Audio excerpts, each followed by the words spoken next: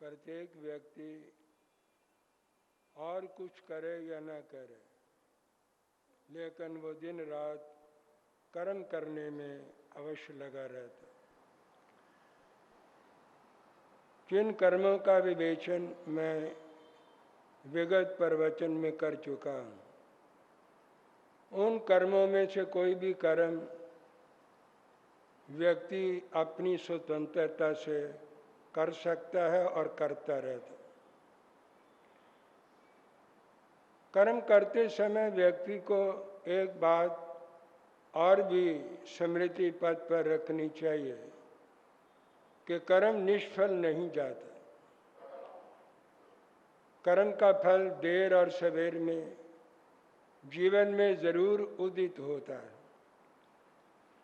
अगर उसने अच्छा कर्म किया है तो सुख मिलेगा, अगर बुरा कर्म किया है तो दुख विपत्ति के रूप में वो जीवन में जरूर प्रकट होगा।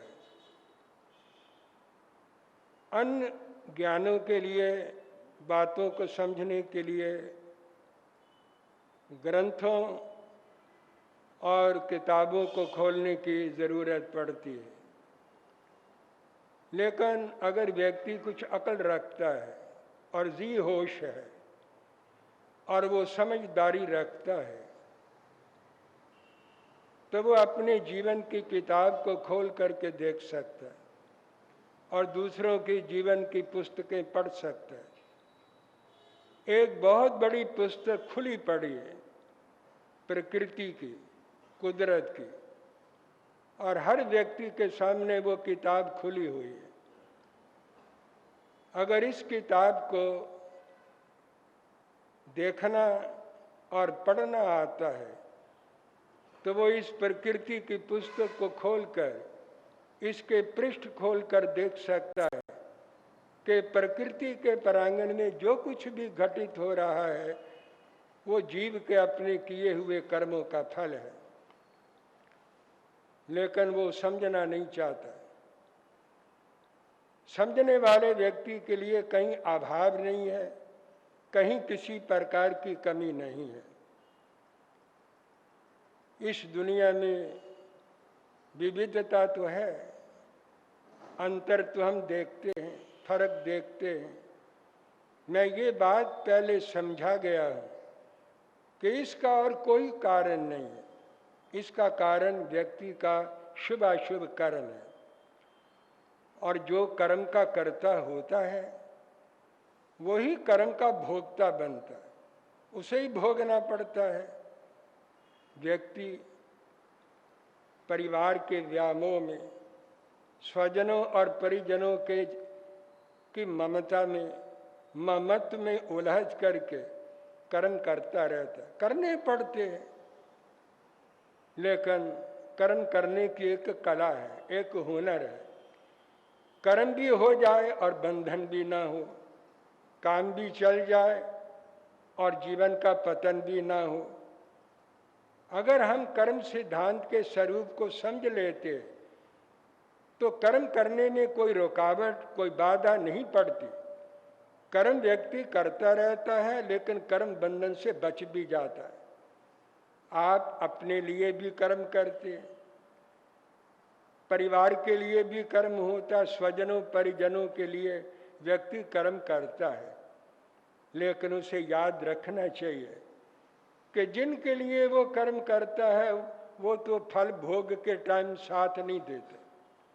व्यक्ति अकेला ही कर्म करता है, अकेला ही कर्म का फल भोगता है। इस दुनिया में अकेला ही आता है। आप कहेंगे कभी दो भाई आ जाते, जुड़वा भाई होते, एक गर्भ के अंदर दो बालक उत्पन्न हो जाते, लेकिन भाग्य उनका भी अपना अपना रहता है, कर्म उनका भी अपना अपना होता है। कर्म के क्षेत्र में हर व्यक्ति अलग है और वो आता है अपना कर्म लेकर। जीवन अनिश्चित है, परिवार में रहता है, लेकिन जब जाने का टाइम आता है अकेला ही चला जाता है। कोई साथ जाने के लिए तैयार नहीं होता। अकेला आता है, अकेला कर्म करता है, अकेला कर्म का फल भोगता है और अकेला ही वो इस दुनिया के अंदर वास्तव में देखा जाए अकेला ही रहता है। ये एकत्व भावना है। भगवान महावीर ने भावनाएं दी हैं, हम भावना करते ही नहीं, सोचते ही नहीं। उन्होंने 12 प्रकार की भावनाओं में एक भावना एकत्व भावना दी है कि व्यक्ति सोचता रहे कि वो अकेला है, अकेला कर्म कर रहा, अकेला भोगना पड़े। ये बात भगवान महावीर ने अपनी धर्मवाणी में, धर्म सूत्र में कही है। महावीर तो धर्म सूत्र ही दे सकते हैं, उन पर चिंतन मनन करना और आचरण में लाना ये हमारा काम है। उन्होंने एक धर्म सूत्र में कहा, संसार मावन्न परस्य अट्ठ सहारणं जं चक्रई कम्मन कम्मस्ते तस् वे अकाले न बंधवा बंधवयं उविंति। इस संसार में परिभ्रमण करने वाला प्राणी दुनिया में अनेक प्रकार के कर्म करता रहता है और कर्म भोग के टाइम जिनके लिए कर्म करता है वो साथ नहीं देते, वो सहयोगी नहीं बनते, वो मददगार नहीं होते, वो केवल मौखिक जबानी जमा एक सहानुभूति प्रकट करके रह जाते, जबानी जमा खर्च करते रहते, लेकिन कोई किसी के लिए कुछ करता नहीं है। अगर किसी के मन में कुछ करने का विचार पैदा हो गया है कि मैं इसका कुछ करूं, तो उसके पीछे भी उसका कर्म है। अगर उसका शुभ कर्म होगा तो उसके मन के अंदर ख्याल पैदा होगा।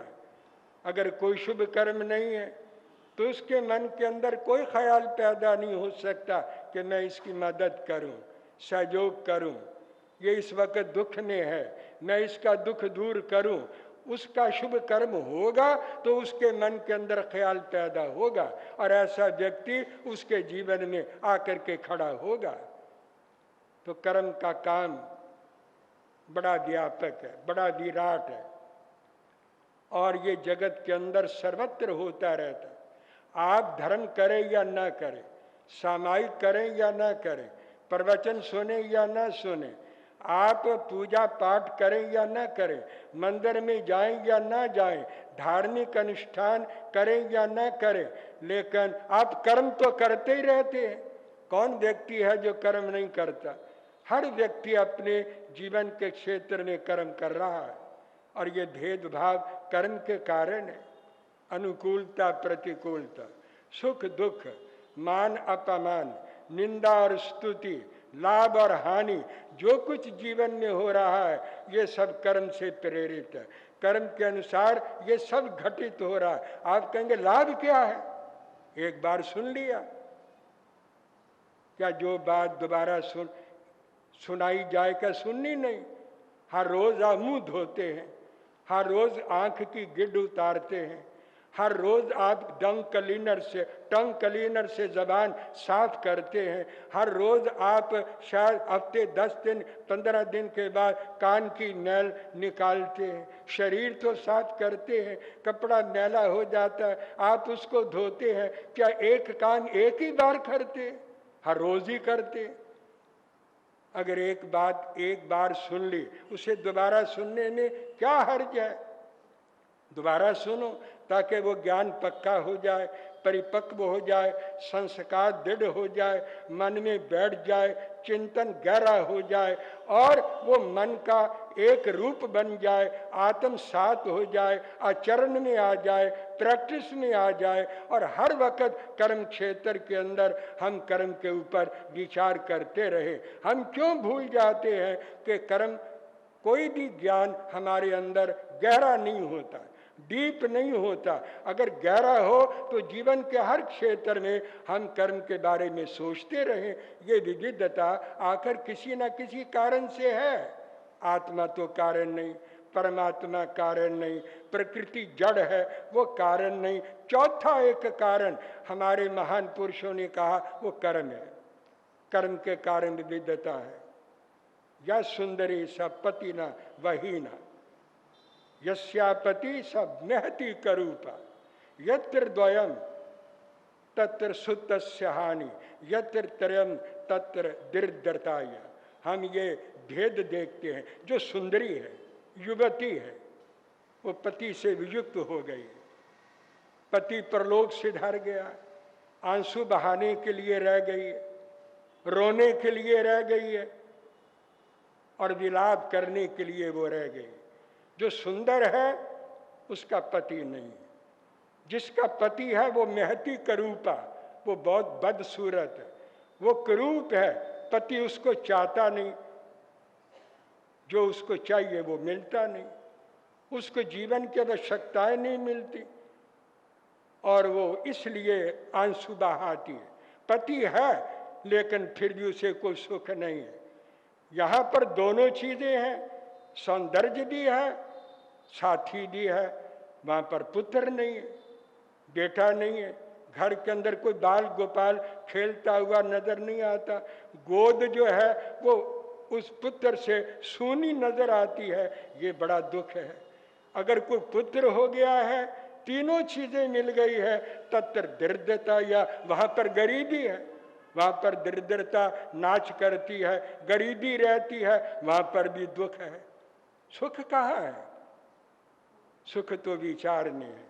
ना सुख विच ग्रीस दे, ना सुख छड़ गया, सुख है विच विचार दे, संतन शरण पया।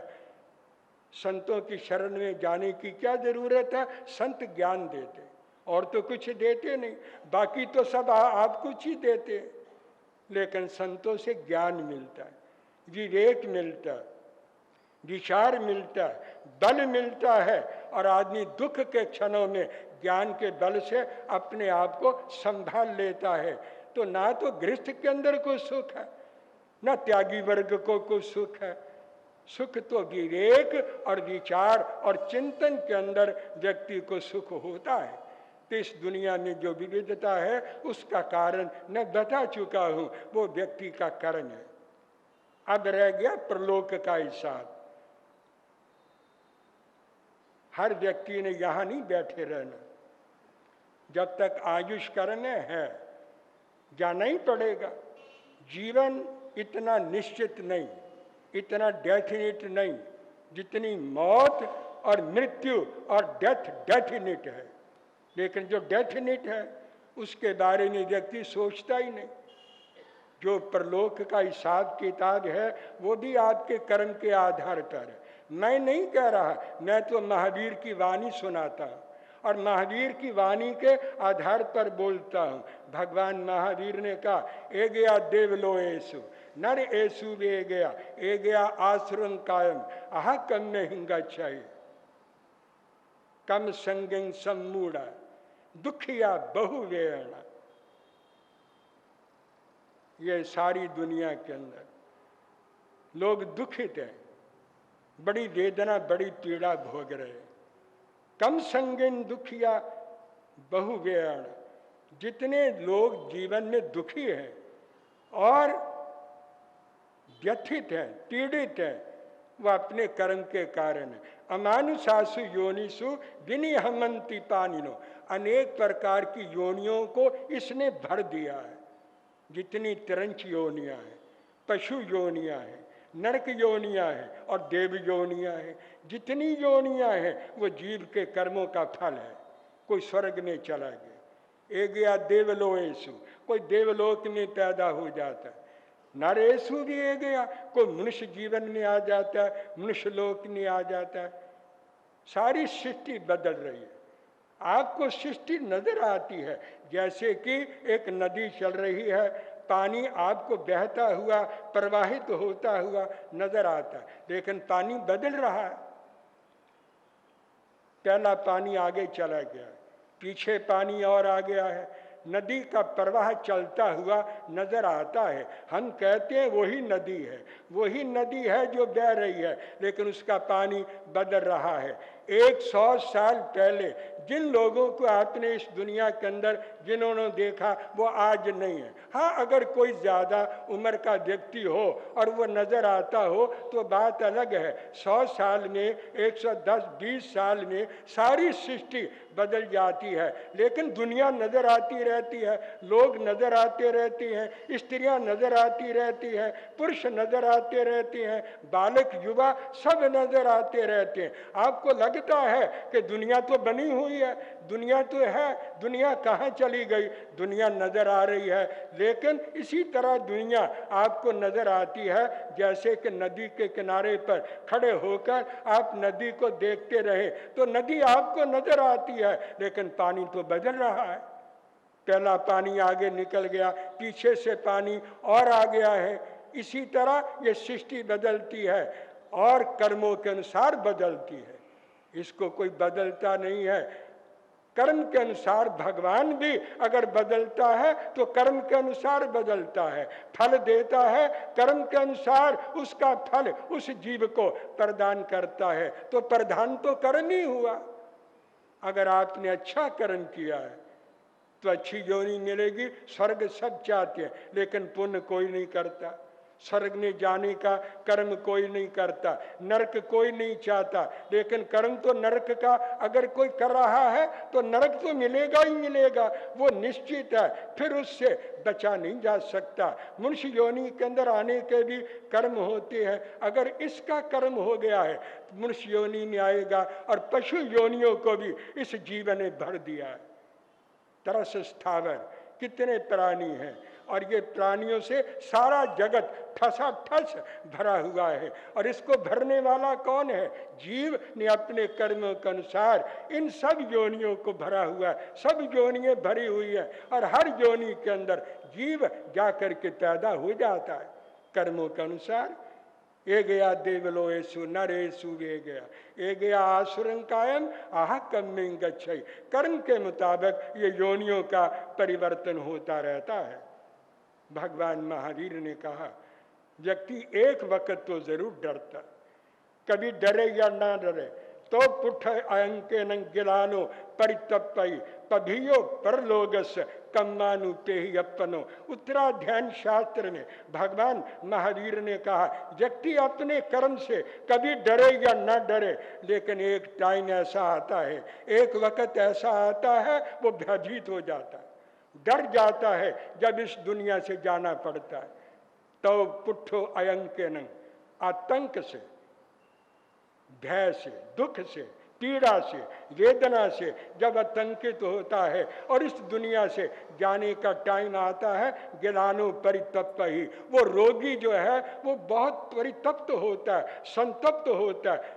कैसे होता है? पधियों परलोक से डरता है, मुझे प्रलोक में जाना पड़ेगा, पता नहीं कौन सी गति मिलेगी, किस गति में पढ़ना पड़ेगा, ये सोच करके वो मृत्यु के उन दुखद क्षणों के अंदर भयभीत हो जाता है। पभियो परलोक कम्मानु पे ही अपने कर्म को देखने लगता है, लेकिन पश्चाताप नहीं करता, गुरु को भी नहीं बताता, लज्जा और संकोच के कारण अपना किया हुआ कर्म अपने साथ ही लेकर के चला जाता है, और उस कर्म के मुताबिक वो अनेक प्रकार की योनियों में जाकर के जन्म लेता है। तो कर्म इस लोक में प्रधान है, दुख सुख में प्रधान है, और अगले जन्म का विधान करने में भी कर्म का स्थान है। मैं और बातें ना करूं, विराम ले रहा हूं।